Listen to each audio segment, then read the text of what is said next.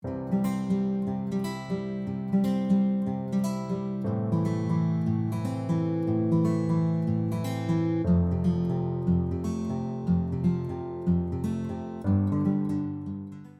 ora everyone, welcome back. We are continuing on with this gorgeous page here.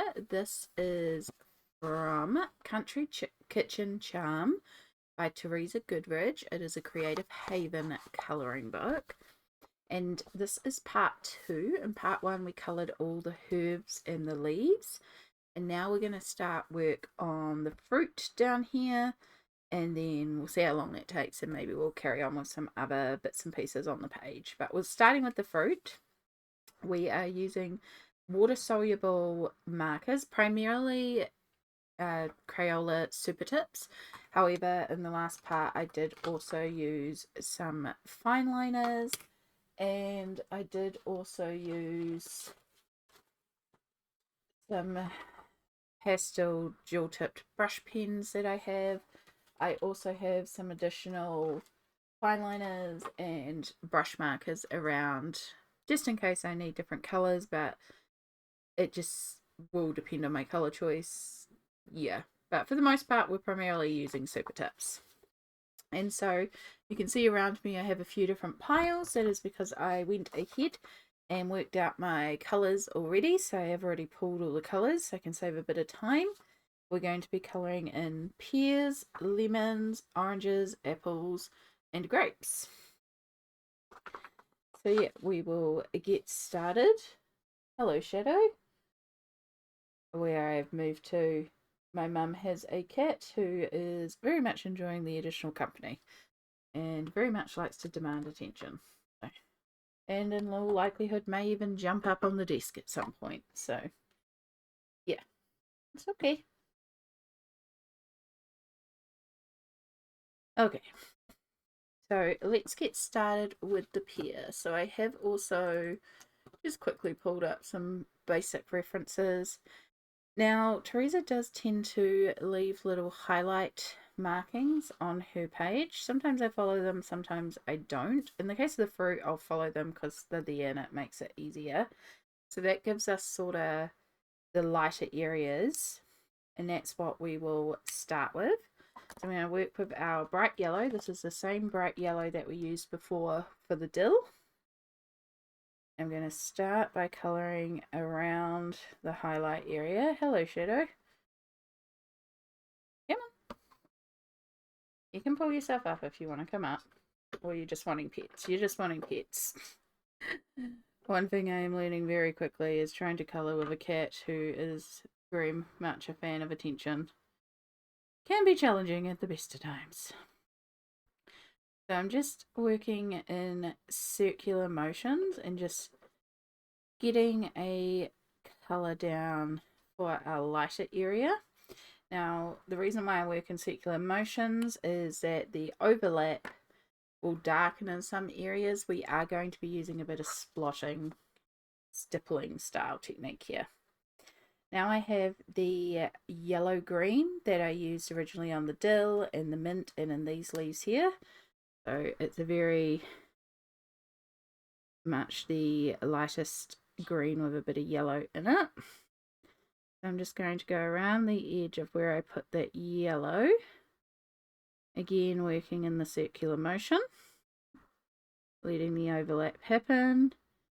I'm letting it slightly overlap where I have the yellow, but we will also do some more yellow, and I'd rather pull the yellow up further. So it doesn't matter if we don't quite get every section evenly covered.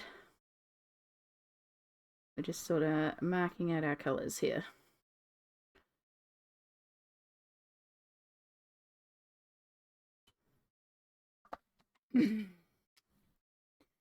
Alright, back to the yellow.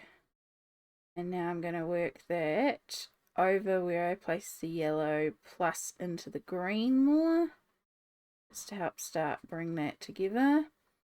It is also picking up a little bit of the ink and smearing it a little bit, or there's something on the tip of my yellow that I did not realise. Alright, so with the green, I'm now going to start stippling this in our darker areas where the shadow is and start bringing that into those areas that we've just created as well. It will still be damp, so it will spread quite a bit, so just be aware, particularly if you've saturated certain areas like I have. And we want to leave quite a noticeable dot texture here, because if you look at pears, they have quite a bit of a stipply appearance, so it actually works. I'm also going to use this color on the stems.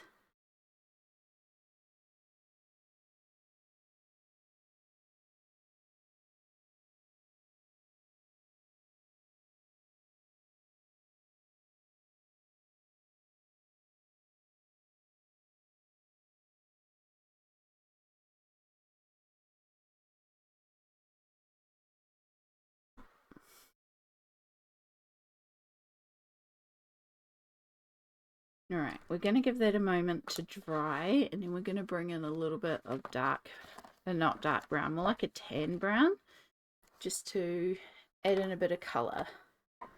But we'll give that a moment to dry. While that's drying, let's move on to our lemon. So for the lemon, we're going to take the same yellow, and then we've got our bright yellow.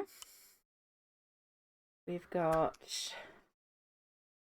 a bit of a tan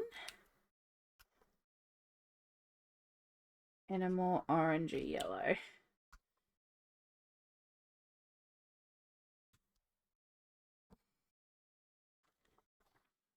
In fact, this tan may even work better than the brown that I pulled out originally for the pear, so keep that in mind. Alright, and we're going to start on our lemons just doing a full solid base of the yellow, the bright yellow.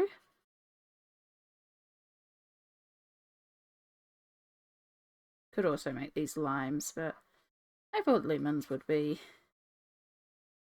quite lovely. I'll give that one a moment to dry. In fact, I am going to take that tan. Yeah. So just a real touch of this brown, and I'm doing it on the side with more green.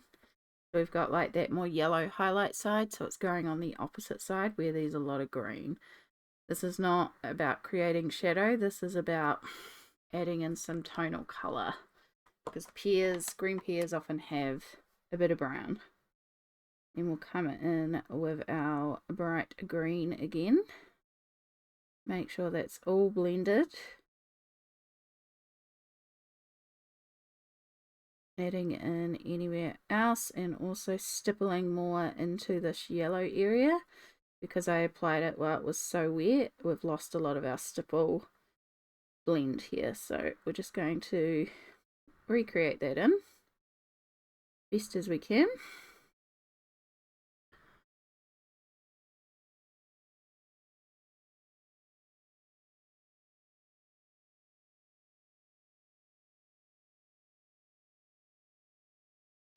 Perfect. And that'll be ready for when we go in with our light grey. So I'm just going to get rid of that brown altogether because we didn't end up using it at all. Alright, same as before. We're carrying on with that stippling technique. Actually, I'm going to use the same brown on the stems of the pears too, while I think about it. So once we get out the white Posca and create that highlight, these are really going to pop too. I tend to not Posca until right at the end, because if I do the Posca when I finish an area, my hand may rub over the area and it actually can affect the Posca. Like even after it's dry, it can remove elements of the Posca, dull it down, smear colour on top. So I tend to leave paint pens until very, very last. But I suppose I could go in and do the fruit highlights earlier. Alright, with that more a brighter yellow, again just working in a very little bit. It's just about adding in an additional tone to help build depth, but most of this is going to be done between the brown and the yellow. Now we'll go back to that yellow.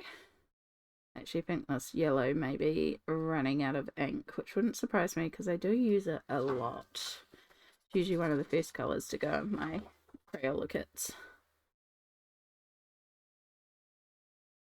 And this is why I like things where I can buy individual refills. Because when they are a set, you have to buy a whole new set to replace that colour. But I have a few different water-soluble marker kits, so I'll just keep pulling yellows out of them. Alright.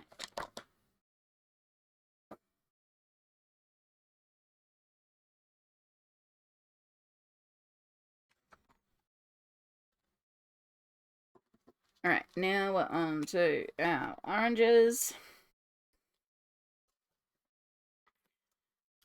Gonna start with our darker orange. Again, we've got a bit of an overlap here. And then most of our highlights seem to be on the side, so we're going to bring our shadow up this way. Make sure a little divot at the top is recessed.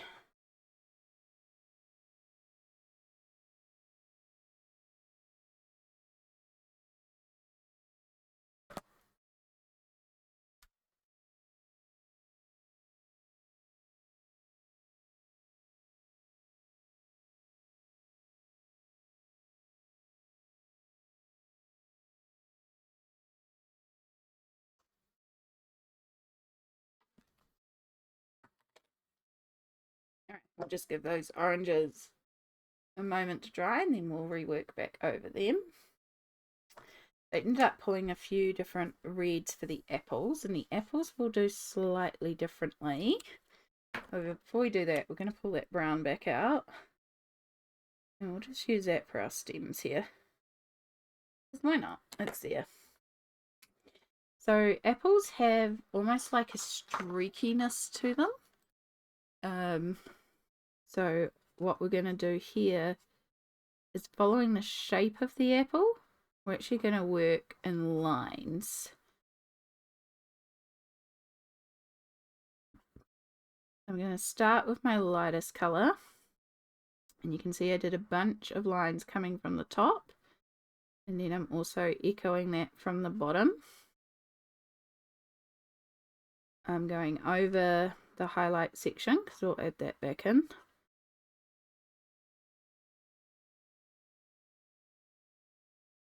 And I'm going for a pretty reasonable amount of coverage with this colour. It is our lightest colour, so it can be quite intense. And we'll go back over it again.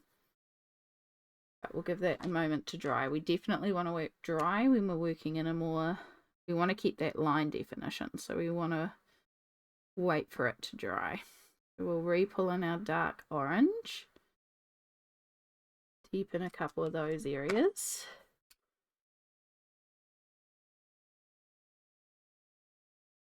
And then blend it out.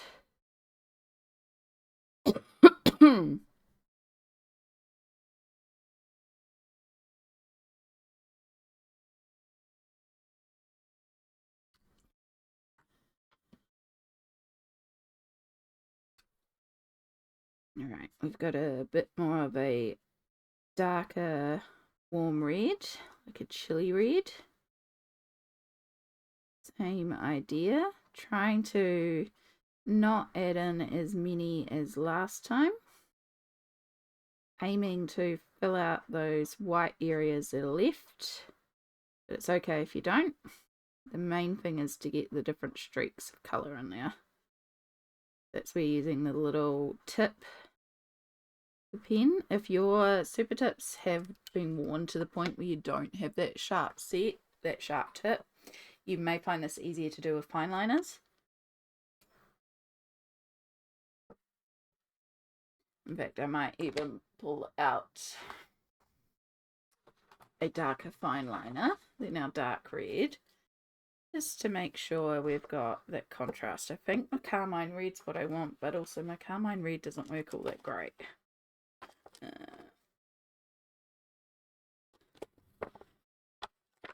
We'll pull it out. Have it ready. Alright, dark red. I'm not extending this one all the way up. I'm focusing on just the sort of top and the bottom. It will also help create the illusion of a 3D shape.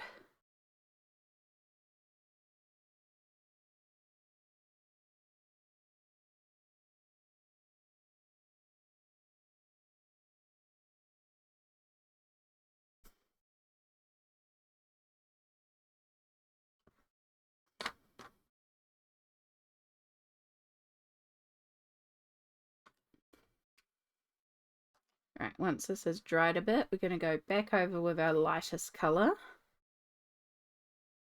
And we're just going to colour the whole thing, but we're going to try and keep our strokes matching the direction that we did for all the strokes on the apple. It will help if there's any overlap or streakiness, read because it's going the same way as our lines that we've created on the apple. And we'll give that a second to dry, and then we'll put in the carmine red.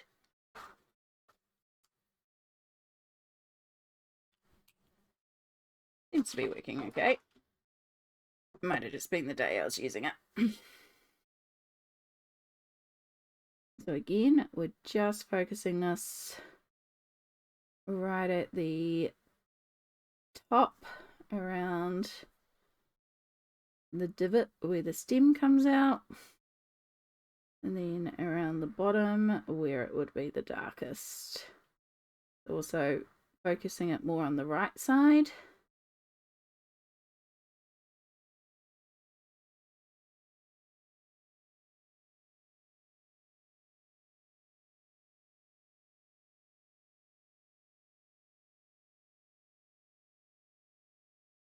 Help create that illusion of a 3D shape.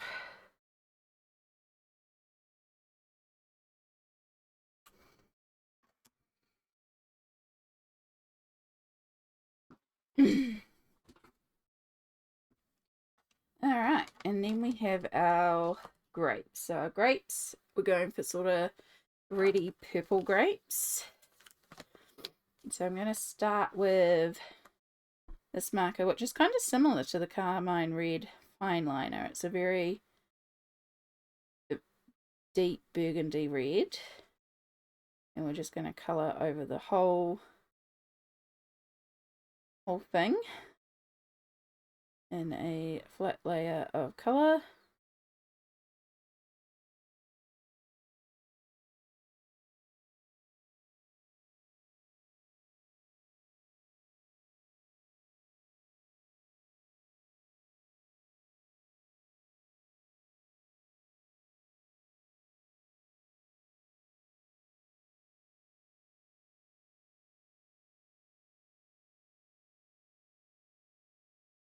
Give that a moment to dry. So we're starting to get some new colours on the page, and this gives us colours that we can actually pull around for different areas, such as the flowers, or you may want to introduce new colours, but we've got all the pots. Like, we have a lot of areas to use colours on the page, so it's quite handy to keep the colours out to reuse. I like to reuse colours in multiple places. It helps keep a page cohesive, especially if you've got a lot of colours on the page. Right, so now we've got a pinky purple.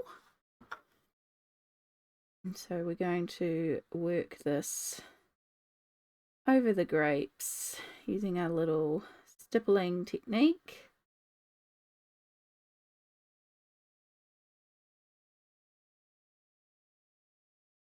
And because of the transparency of the markers, this takes on a tone similar to the burgundy we've already put down. Just looks like a deep, dark, rich, purpley red grape. Whoop. That is an alarm that I had forgotten I had set. Sorry about that. Currently 6 p.m. It was my emergency wake-up alarm. I have a meeting that was at 7, but it's now around 7:30, so I've got a bit more time. Which I like when that happens.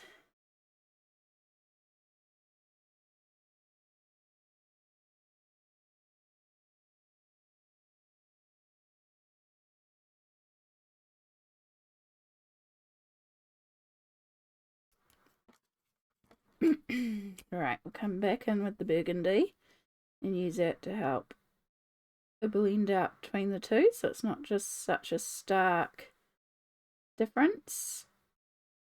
I am trying to leave the top edge of each grape untouched though, so we do have that distinction. We are working in a really small area, which does make it quite difficult. And then I was going to use a violet in the Supertips, but I'm actually going to pull out the violet fine liner because, again, we are working in quite a tight little space.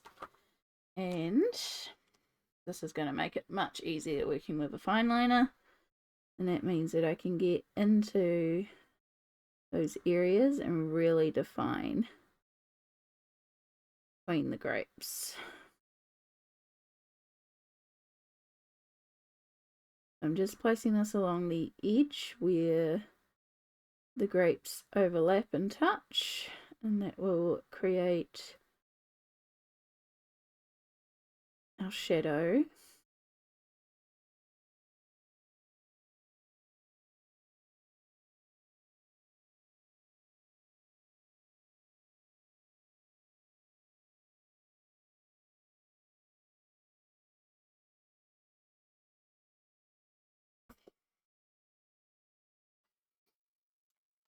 Perfect. Okay, one last step to do, and that's our grey that we need to apply to everything. And then, as I said, we'll also apply some white Posca, but I do that towards the end. So if you're just here to watch the fruit, I will colour over each of these highlights that Teresa has pre-drawn in on the pears and the apples. And then I'll also add in some little dots of highlight on some of the grapes and even some of the lemons here. So I will just be doing a couple like stipple highlights with the paint pens, just a couple of dots. I may even add a couple to the oranges, but dotting them in to represent that bumpy texture of those fruits. And then on the pears and the apples and the grapes, which is smoother, we'll be focusing on doing one more smooth single highlight.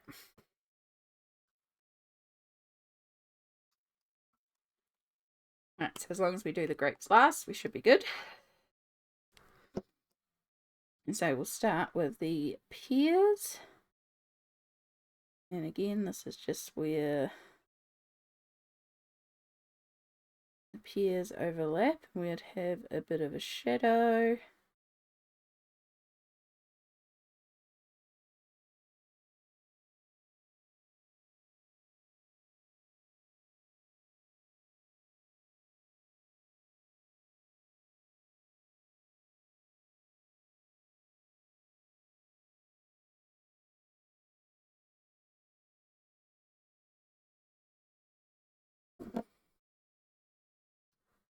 Then same with the lemons. And I'm going to keep these dots a little bit more spread out because of the bumpy texture of the lemons. You can get smooth lemons, but these look like very bumpy lemons to me. And then again, same with the orange.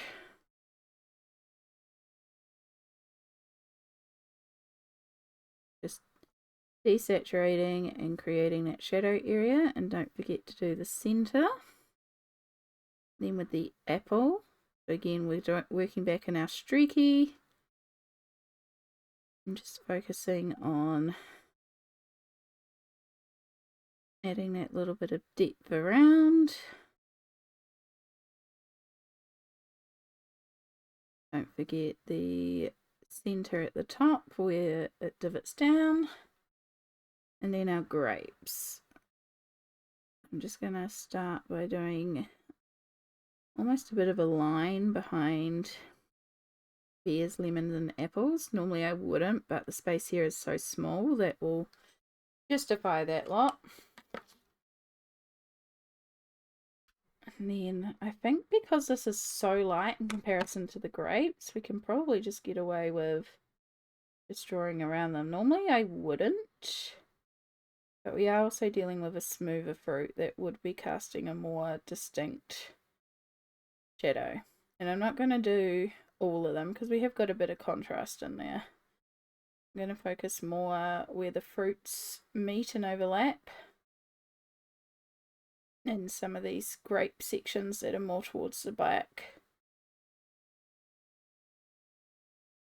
Actually have grapes as a snack right in front of me too. Grapes and cucumber. Thought the cucumber would be a good idea with my fruit right now.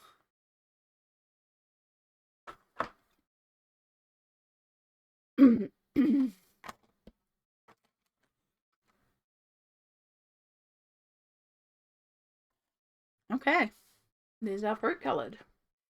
Okay, had a little bit of break and then figured out the colours for the next thing. So I'm going to start to work on the window frame and then some wood and maybe the walls themselves. As I've decided our window frame is actually going to be a beautiful bright blue. I don't know, it's just calling out to me to be a bright blue window frame. So we're going to do blue for the window frame. And then I've got out brown wood colour, which I'd like to do each of the shelves in the window itself as being wood. Possibly the surface down here also being wood. May contemplate it for the basket itself. Probably going to do a different colour for the basket since it'll be on the wood. We also have a curtain rail up here, so we may do that one as wood, or we may do it as the blue frame. I haven't 100% decided. And then I was thinking for the walls would actually bring this light peach colour back in that we used on the chives and just do a real subtle light peach wall. So I've pulled out some different colours. I've got some of the Crayola Supertips in this beautiful bright blue, a little bit of a lighter blue, and then an ultramarine in the fine liners. For the brown, I have the the warm tan brown that we used before in the lemon. Again, trying to reuse colours. And then I've got a darker tan colour as well as the light brown in the Staedtler fine liners. And then we have our peach brush marker from the pastel brush markers set that I was using before. And I also pulled out the light grey in here. We're going to have to work quite carefully with that. So you can see here with my tests, I've got just a single layer, but then also multiple passes. And I don't like the multiple passes, but if I'm just doing one pass of the grey, and then we're working over top with the peach, and we do our gradiating blend out, I quite like it. So it's a little bit of a shadow. So that's my intention for the wall. Probably not that many passes as well. I want to try and keep as few passes as possible. I just don't want to do white walls, so just having a little bit of a colour, but keeping it very light. But we will start with the wood itself because I quite like doing wood. And so I'm just going to choose a section to start with. So I'll start here, up here by this curtain. So we have the actual frame which has a bar across there, and looks like it was meant to probably have a bar across there to be even, but it was never drawn in, which is interesting. So we just have small windows up here and then this big window here. It's okay, it happens. So we've got the cross in there, and then we've got the frame around, and it looks like we have texture, plain, and then texture, which is Interesting. Now I'm not going to colour that as if it's like a frame around a frame. I'm going to colour the whole thing as if it's wood, because I don't like the fact that that's plain. I feel like that should all be wood. It may be like a box frame and then it juts out a bit further and that's where the shelf is sitting or something. I don't know. It's a little weird, but we're just going to colour that whole, all three sections in the blue. So I'm going to start with the blue. I'm going to be working with the tip, the finer tip, and we're going to be working streaky. We want to work in lines. So here the point is to add in lines. So you want to streak some from the top and let it fade out, streak some from the bottom and let it fade out. Some can go the full length.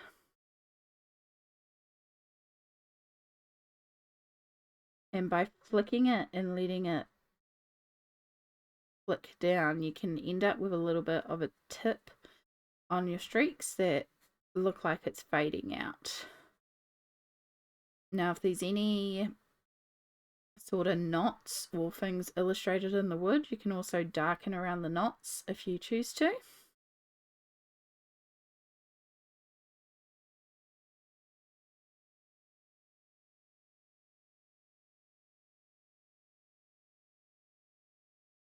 So the windowsill is not, edge is not drawn in, but it kind of lines up around here. So we're just going to end it there. And then with that same darker blue, I'm going to come in, just add a sort of sketchy line shadow for where the curtain would be. Same with the shelf. And these plants.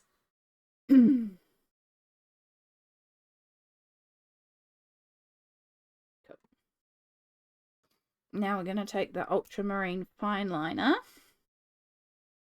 We're going to do the same thing and use this to help build up even more. So sometimes I will work over existing lines and extend them outwards, or add in my own lines. Add in new lines, I should say.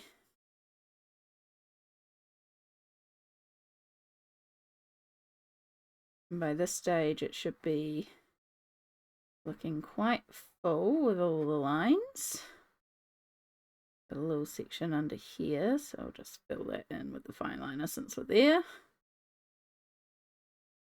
Work it over those shadow areas we just created. Bring in some dimension into them. There's obviously a little bit more behind here with the flowers, but we'll come back to that section. All right, give that a second to dry. Could technically move on to another one, but I'm just going to take a moment to get some more water.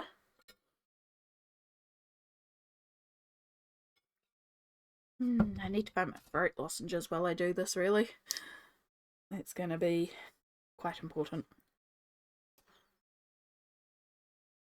Alright, so with that lighter blue, we're going to now colour in. So again, I'm going to try and use it on its side to get the fatter line, the more solid line. And again, I'm going to work in the direction of all the lines that we put in, just in case there is any streak or overlap.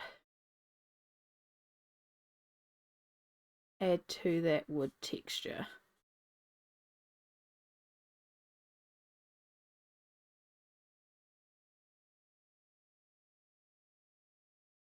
And in this one, we do want to fill in all of the white, all of the gaps.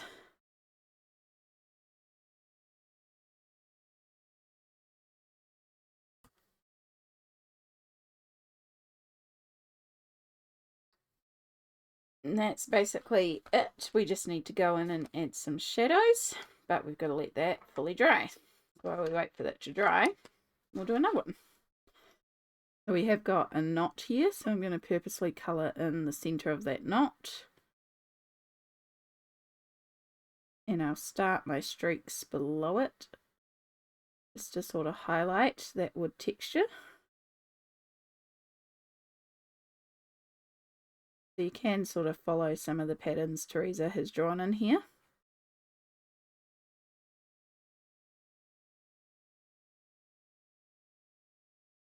And down here where we're getting really just behind the fruit, most of that I'm just going to colour straight in the darker as if it's all in shadow.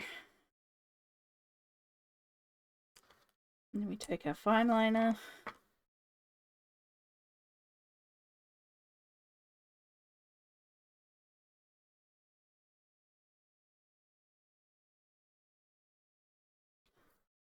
Make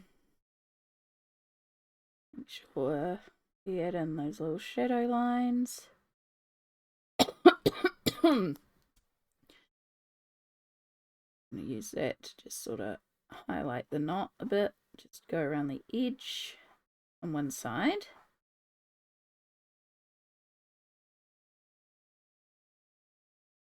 And if you do go over the plant here a little bit, especially the rosemary plant, don't worry about it too much because the rosemary plant is made up of lots of little spiky bits, so it'll be fine. Alright, give that a moment to dry.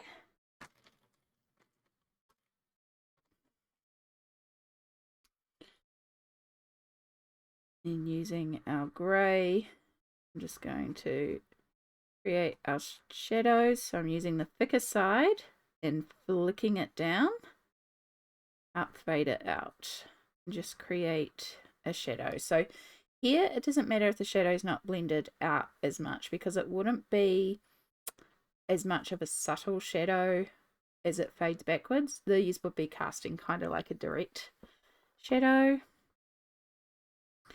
And in some areas just wouldn't be getting light all that well regardless.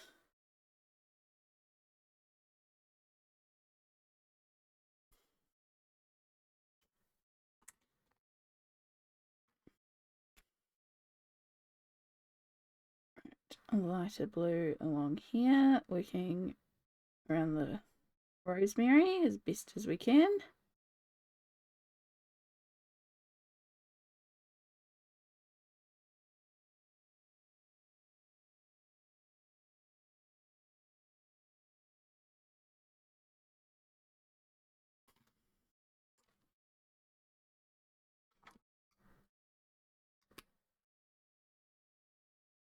Right, back over here, another knot.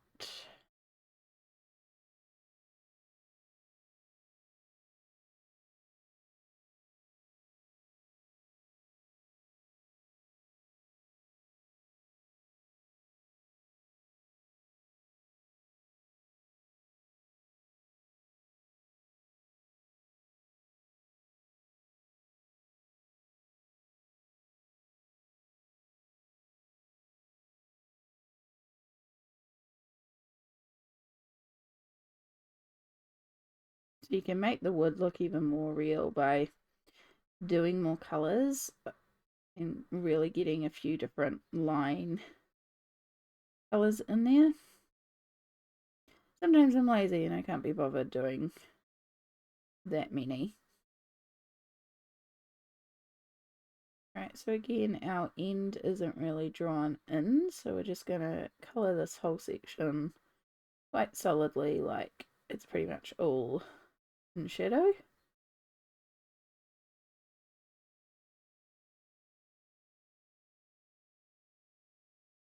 Obviously it does carry on a bit down there, but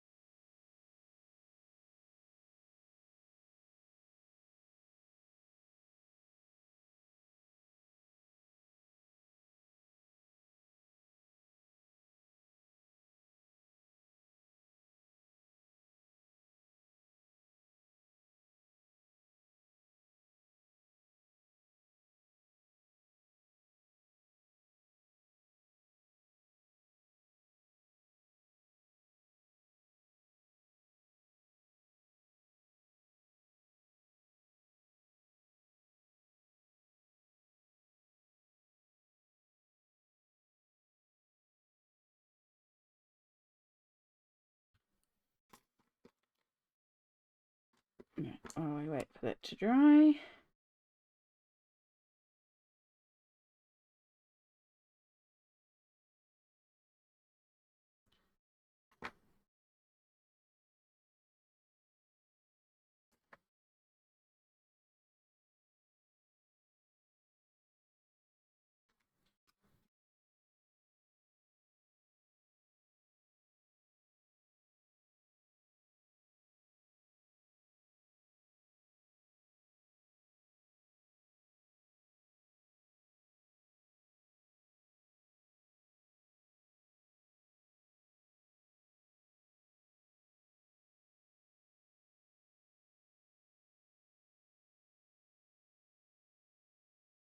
Cool. And so we just need to do a bit of grey on there, but we'll give that a moment to dry as well. So instead of carrying on with the rest of the blue frame, because it's exactly the same all the way through, I may do things like come in and add some more streaks with the fine liners and stuff like that. But let's move on to the wood. The brown wood of the table. And you'll see that this is the exact same idea. So starting with our darker of our two browns, except this time we're working horizontal. So there would be a lot more shadows towards the bottom edge of the window here. So we will concentrate a bit of dark around the windowsill itself. And then in front of the plant and fruit, they would also have a bit of a shadow. And then from the sides here would also have a bit. I'm just going to colour in that top section. And start dragging out our lines from the side here.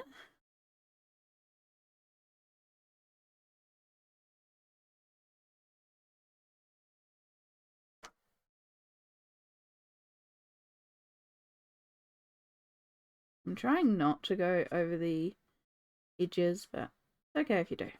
It happens.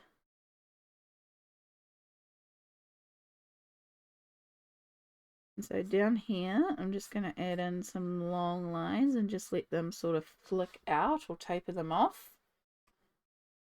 Now we'll get our fine liner.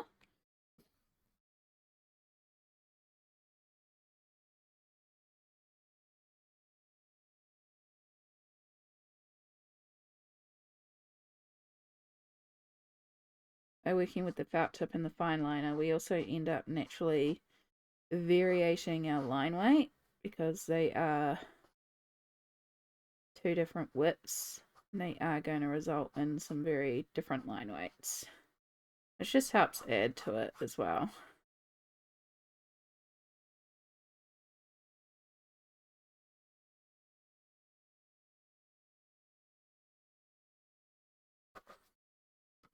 I'm going to add a couple more around the center here because it would be a bit darker around the center, and then a couple coming off the side here.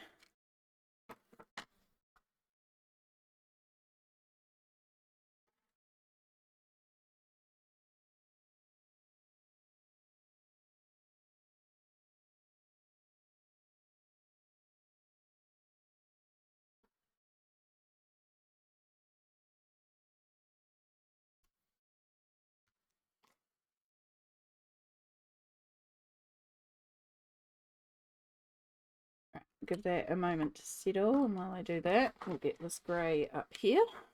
I don't forget I haven't done the grey yet.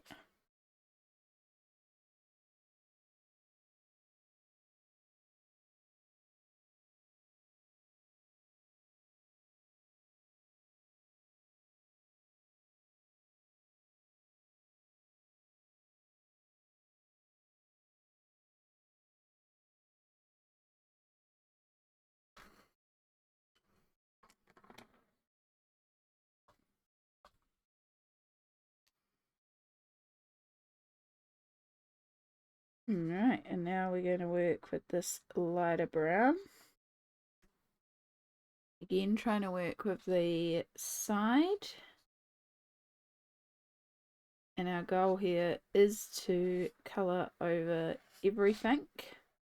Now with here we have quite long sections, so you can see I am working across continuously, slightly overlapping my ends and just trying to smooth it out as much as possible. We are still following the grain of the wood we're creating.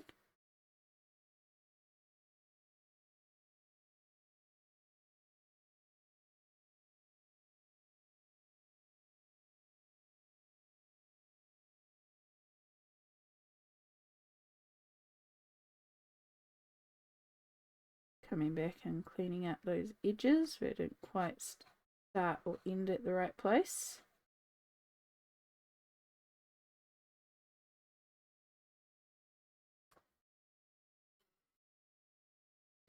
There's our wood table.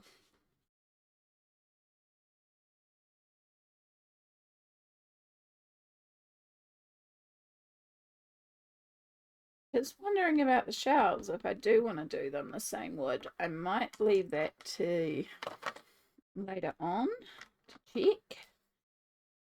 But for now, I will do the rest of the blue frame. I'm going to do this sped up because it's the same thing that I've just explained. So let's just quickly blast through the rest of this blue frame.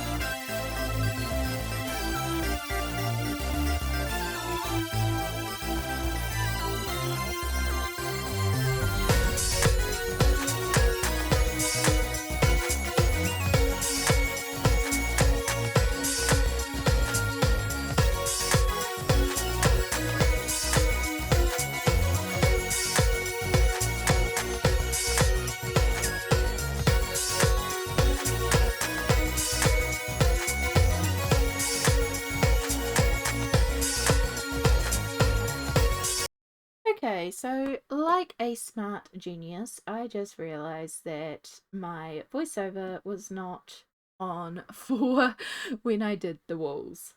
Smart. And so I ended up using a light grey from the Unity brush set in the peach tone. So this became our shadow, which I outlined first. And then I used the brush marker, trying to get as smooth of a layer as possible. I'll use this side. So it was outline a shadow and then use the brush marker to try create a smooth flat color. And then in order to help blend the shadow so it was less noticeable, I used a brush tip and I would flick that color down. Now I'm doing this the opposite way to my strokes, which is not actually ideal. It should actually be more like this to help bleed those colors together to make it look more purposeful, more like an actual shadow that's been blended in. In certain areas I did use the side of the brush pen just because they were so small, but I'm very happy with how that all turned out. I am very pleased with the color choice as well. I really like how this is going. But this is where I'm going to leave part 2, and then we'll come back in part 3 for, I'm not sure which area yet. I should be able to show you more of the shadow and flicking technique when we get to the curtains. So maybe I'll try and do the curtains next, since I accidentally forgot to turn my mic back on when I did the walls. So there was no voice recording. My bad. But yeah, I am really enjoying how this is going, and I hope you are too. I hope you've enjoyed seeing this progress. If you are using this video to help you with colouring either this page or any other page, I would love to see what you've done. If you're on Instagram, you can tag me, Amy Ward Art, on Instagram as well. And if you've enjoyed the video, be sure to give it a thumbs up. And if you're not already, hit that subscribe button. It really helps with the YouTube algorithm, and I really, really appreciate it. But yeah, for now, I'm going to go and rest my voice. Much aloha to you all. Take care, and I'll catch you all in the next part. Bye!